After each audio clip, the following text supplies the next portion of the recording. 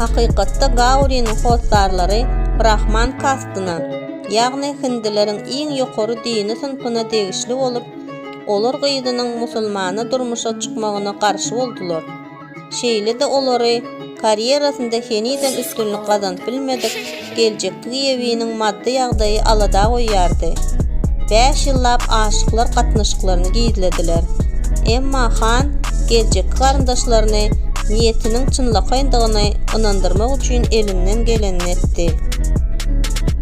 Gauri'nin ejesi bu nikany hiç kaçan makullamajakdygyny, bolmasa öz janyny kat etjekdigini aýdyp gyzyna haýbat atdy. Toy dawarasyna bolan garaýşyny görkezmek üçin ol toyda ýaz eşigini geýdi.